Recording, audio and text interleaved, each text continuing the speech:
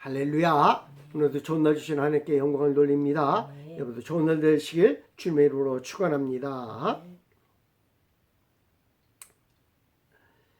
오늘은 육체의 일에 대하여 살펴보면서 은혜를 나누고자 합니다.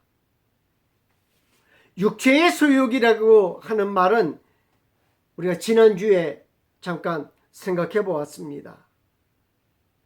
육체의 소욕이 율법을 이루고자 하는 것이라고 말씀을 드렸습니다. 율법을 이루고자 노력하면 할수록 율법의 요구 안에 갇혀 버리고 맙니다. 그러나 그 안에 갇혀 있으면서도 자신이 갇혀 있다라는 사실을 모르고 산다라고 하는 것이 문제가 될 것입니다. 오늘 우리에게 큰 기쁨을 주시기 위하여 주님이 오신 줄 믿습니다. 이 기쁨은 율법에서 우리를 자유케 하신 것입니다. 이 자유를 누리시길 다시 한번 축원합니다. 그러면 율법에 얽매여 사는 자들이 아니라 우리는 자유로워져야 된다라는 사실입니다. 율법에 얽매여 있을 때의 우리의 모습은 어떠합니까?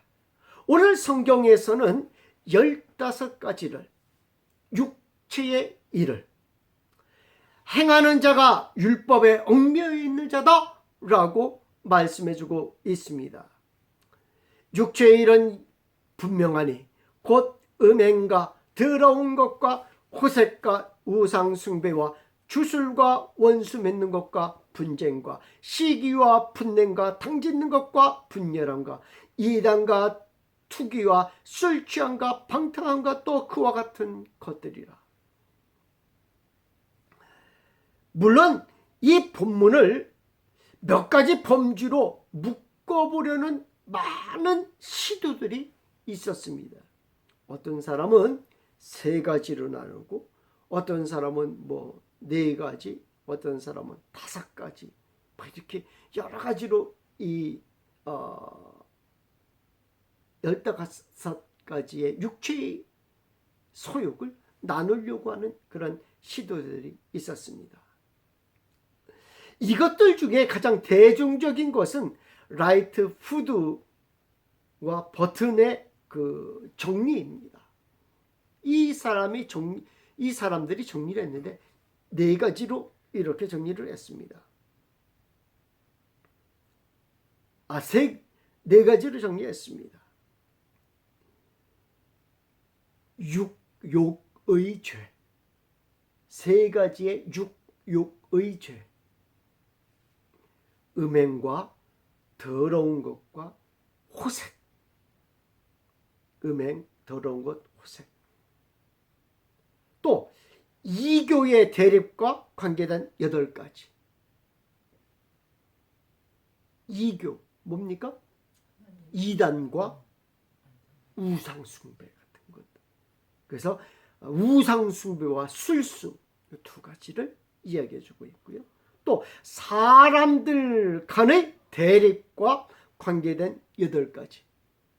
여기에는 원수 맺기, 분쟁, 시기, 분냄, 당짓기, 분열함, 이단, 투기 이런 것들 한 8가지를 얘기해주고 있고요.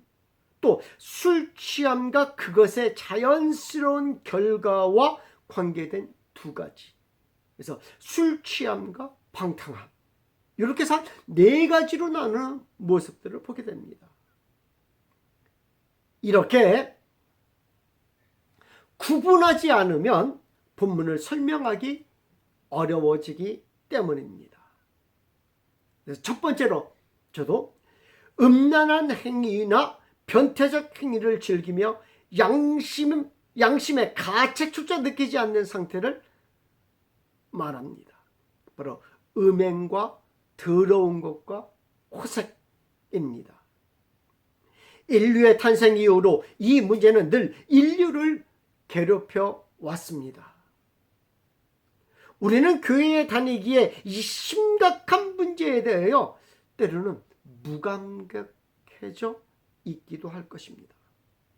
그러나 이 문제는 인류 탄생 이후로 계속된 인류의 어떤 모습을 질병이라고 말해도 될 것 같습니다. 이 질병에서 벗어날 수는 없는 것입니다. 다만 그것이 표면적으로 드러났느냐 아니면 감추어져 있는가의 차이점일 뿐입니다. 우리는 심각한 범죄처럼 취급될 때에만 음란과 변태에 대하여 말하지만 주님은 이렇게 말해주고 있습니다. 마태복음 5장 27절 말씀에 또 간음하지 말라는 것을 너희가 들었으나 나는 너희에게 이르노니 음욕을 품고 여자를 보는 자마다 마음에 이미 간음하였느니라. 세상에 사는 동안 이 질병에 모두 노출되어 있는 것입니다. 아니, 걸려 있는 것입니다. 그 모습은 정도의 차이가 있는 거예요. 정도의 차이. 절제하느냐, 그렇지 않느냐, 절제의 정도가 어느 정도 있느냐에 따라서 그 차이만 있을 뿐입니다. 어떤 사람이 아니요, 나는 거룩합니다 라고 말하는 순간 우리는 이미 간음한 결과를 얻기도 합니다. 여기에서 벗어날 수는 없습니다. 그러므로 예수님을 믿는 사람들에게 더욱더 거룩한 삶을 요구받는 것이기도 한 것입니다. 두 번째는 우상을 섬기는 죄에 대한 것이며 이교적인 행위를 말합니다. 우상 숭배와 주술입니다. 이는 하나님의 죄를 싫어하시는 것입니다. 왜냐하면 하나님 외엔 다른 신이 없기 때문입니다. 이사야 45장 5절 말씀에 나는 여호와라 나 외에 다른 이가 없나니 나밖에 신이 없느니라. 너는 나를 알지 못하였을지라도 나는 내 띠를 통일 것이요. 신명기 5장 7절 말씀에 나 외에는 다른 신들을 내게 두지 말지니라. 너는 자기를 위하여 새긴 우상을 만들지 말고 위로 하늘에 있는 것이나 아래로 땅에 있는 것이나 땅 및 물속에 있는 것에 어떤 형상도 만들지 말며 그것들에게 절하지 말며 그것들을 섬기지 말라. 그런데 사람들은 하나님의 자리에 인간의 피조물들을 그 자리에 올려놓게 되었습니다. 우리는 하나님께 영광을 돌리며 이를 즐거워하는 것이 우리가 창조된 목적이기 때문입니다. 그런데 인간이 하나님 대신에 다른 것을 그 자리에 올려놓았습니다. 그것을 섬긴다고, 그것에게 절하고, 그것에게 내 미래를 맡기는 모습들을 보게 됩니다. 이는 하나님이 싫어하시는 것입니다. 또한 세 번째는 민족과 혈통 간의 대립적인 관계를 말하는 것입니다. 자신을 내세우고자 하는 이기심적인 행위를 말합니다. 복음의 진리를 거스리는 자들을 말합니다. 원수를 맺는 것과 분쟁하는 것, 분내는 것, 화내는 것, 당짓는 것, 분열시키는 것, 이단, 투기, 7가지 죄에 대하여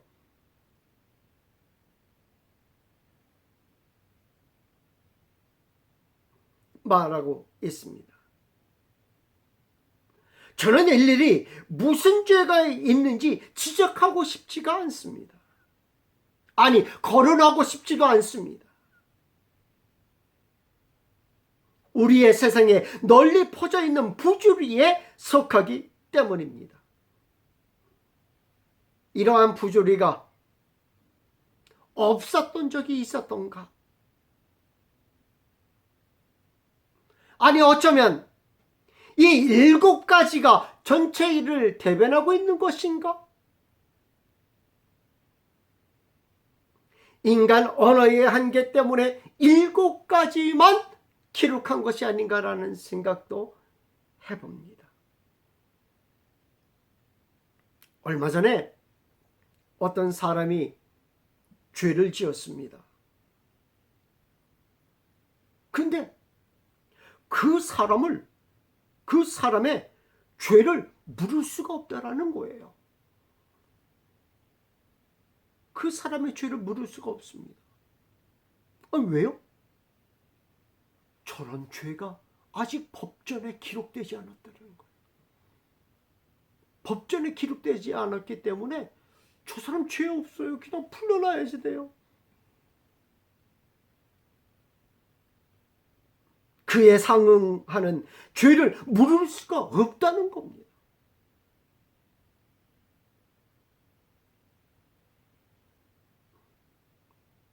요즘 더 적으라면 사이버죄, 딥테이크죄, 코인 사기, 다른 사람의 정보를 이용하여 죄를 짓는 것, 투자가 아닌 투기 등등 이러한 죄를 나열만 하더라도 성경의 권수가 막 늘어날 것 같아요. 아마도 세상이 언어가 발전하면 할수록, 사회가 발전하면 할수록 더욱더 죄악의 종류가 늘어날 것입니다. 죄악 가운데 우리가 산다고 해도 과언은 아닐 것입니다. 여기에서 나는 자유롭다라고 선언할 사람이 과연 있겠습니까? 매스컴이 정보를 줍니다. 그 정보에 따라 나도 중립이 아닌 분열에 참여하고 있다는 사실을 우리는 너무 늦게 깨닫기도 합니다. 아니, 자신은 정의, 진실만 따라간다라고 하는데 이 또한 편을 가르는 행동이기도 한 것입니다. 여기에서 벗어날 수가 있겠는가라는 거예요. 도저히 빠져나올 수 없는 굴레에 우리들이 빠져있는 모습을 보게 됩니다. 내가 그 굴레에 빠져있는지도 모르는 채 있다라는 거예요. 이것이 우리가 당면한 현재의 모습들입니다.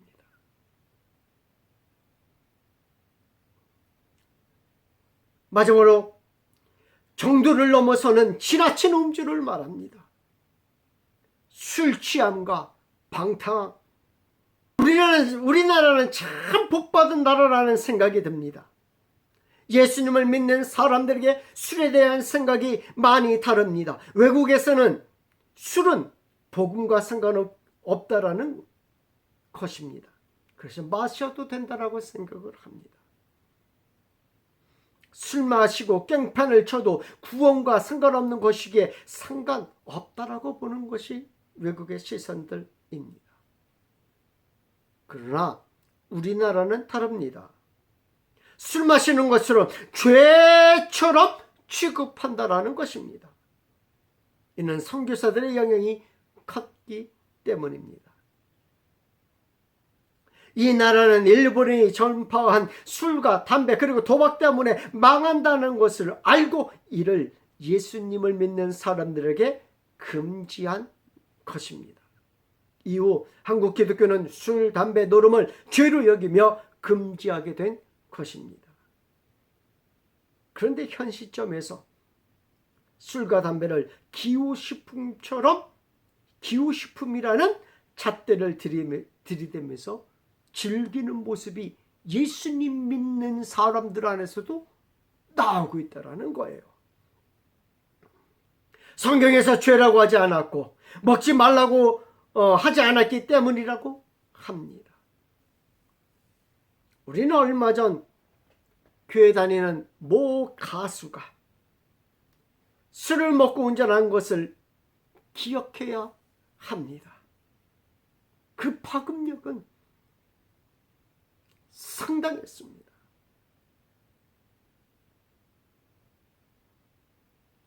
성경은 금한다라는 거예요. 술 취함을 금한다라는 거예요. 방탕함을 금한다라는 거예요. 이렇게 언급하고 있는 육적인 소욕은 말입니다. 예수님을 믿으나 믿지 않으나 별 차이가 없습니다. 믿든 안 믿든 정도의 차이만 있을 것이지 드러나느냐 드러나지 않느냐의 차이만 있을 뿐이라고 생각을 해봅니다. 그러나 이것을 강조하면 우리는 다시 율법주의에 빠지게 됩니다. 할 수 없는 것을 강조하기 때문인 것 같습니다. 정도의 차이가 있다고 죄가 아니라고 할 수는 없는 것입니다. 그렇다면 우리가 강조해야 될 것은 무엇입니까? 그럼 우리는 어떻게 살아가야 한다라는 것입니까? 성경은 이렇게 말해주고 있습니다. 이런 일을 행하는 자들은 하나님의 나라를 유업으로 받지 못한다라는 거예요.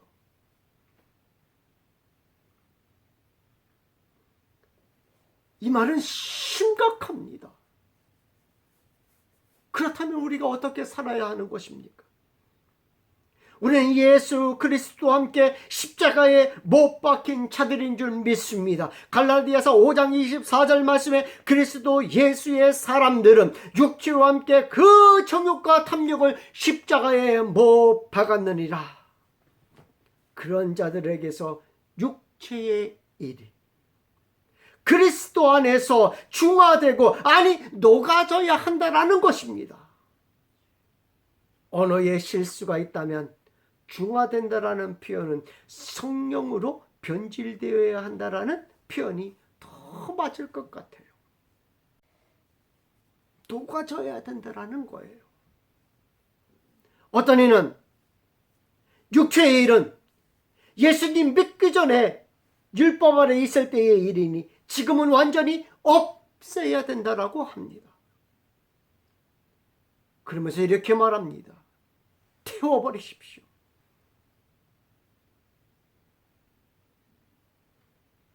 없애십시오. 당신은 거룩하게 살아야 됩니다. 라고 말합니다. 그런데 화건컨대 이는 잘못된 말입니다.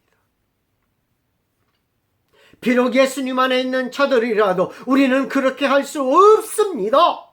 우리는 연약한 육체를 가지고 있기 때문입니다.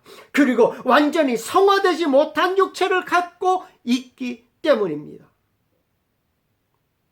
그렇다고 포기하시렵니까? 오라 나는 곤고한 자라 이 사망의 몸에서 누가 나를 건져내라라고 고백한 것을 너무나도 우리는 잘 알고 있습니다. 그래서 바울도 사망의 몸이라고 표현한 것을 우리가 뭐라고 우리가 그것을 이길 수 있겠습니까?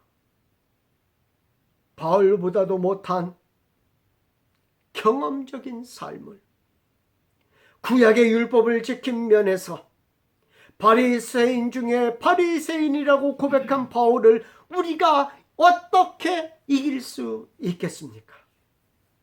바울은 평생 경건의 삶이 몸에 밴 사람이었습니다. 그런 사람의 입에서 사망의 몸이라고 합니다. 바울이 사망의 몸에서 벗어날 수 있었다면 귀하게 여긴 것들을 평생 쌓아왔던 것들을 배설물로 여겼겠습니까?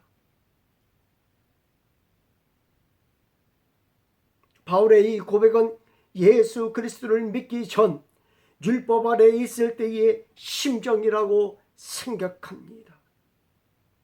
바울은 사망에서 건져낼 수 있는 방법을 우리에게 알려주고 있습니다. 어떻게? 성령에 취해야 된다라는 거예요. 성령으로 그 육체의 소욕을 녹아내려야 한다라는 겁니다. 성령은 그것을 녹아내릴 만큼 강력한 줄 믿습니다. 왜냐하면 성령은 하나님이시기 때문입니다. 로마서 8장 3절 말씀이니까 율법이 육신으로 말미암아 연약하여 할 수 없는 그것을 하나님은 하시나니 곧 죄로 말미암아 자기 아들을 죄 있는 육신의 모양으로 보내어 육신의 죄를 정하사. 하나님은 하십니다. 아니, 하나님만이 하십니다. 낙타가 바늘길로 들어가는 것이 쉬울진데 하나님은 하십니다. 왜냐하면 하나님만이 하실 수 있으시기 때문입니다. 우리가 살펴볼 본문이 있습니다. 이런 일을 하는 자들은 하나님의 나라를 유업으로 받지 못한다라는 것입니다. 바울은 매우 위험한 이야기를 써내려가고 있습니다. 하나님의 백성에서 끊어진다라는 것입니다. 이 말은 누구에게 쓸 수 있는 말입니까? 예수님이 그 안에 없는 자에게만 쓸 수 있는 말입니다. 성령님이 그 안에 없는 자에게만 쓸 수 있는 말이라는 거예요. 그렇다면 이러한 자는 어떠한 자입니까? 육체의 소욕이 드러나는 자는 어떠한 자입니까? 율법 아래에 있는 자요, 하갈의 언약 아래에 있는 자요, 죄의 종으로 있는 자라는 것입니다.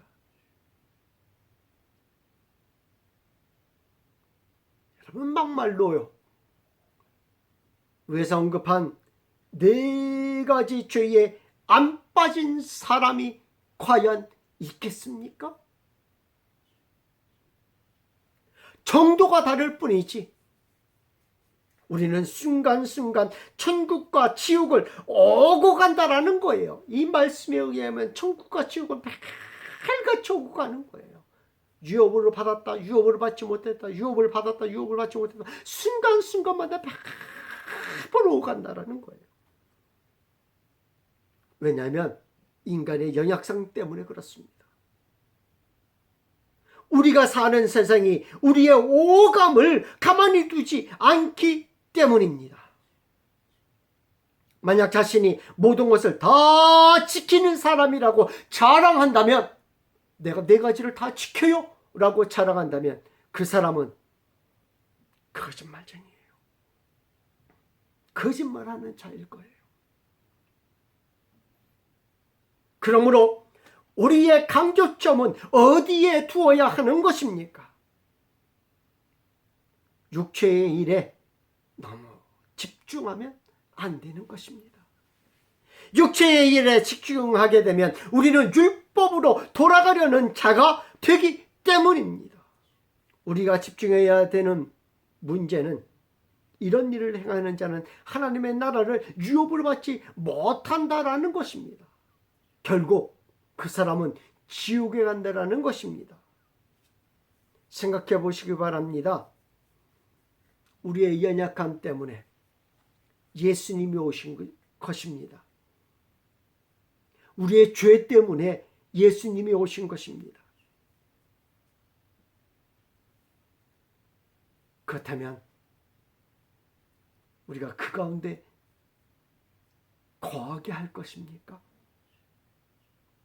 갈라디아서 5장 24절 말씀에 그리스도 예수의 사람들은 육체와 함께 그 정욕과 탐심을 십자가에 못 박았느니라. 만일 우리가 성령으로 살면 또한 성령으로 행할지니 헛된 영광을 위하여 서로 노엽게 하거나 서로 투기하지 말지니라. 우리가 무엇을 바라보며 살아야 하는지에 대하여 알아야 한다라고 말해주고 있습니다.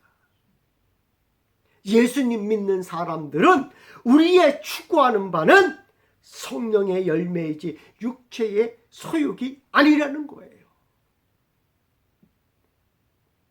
육체의 일을 추구하지 말고 성령의 열매를 추구하는 성도들이 되어 승리의 삶을 살기를 주님의 이름으로 축원합니다. 기도하겠습니다.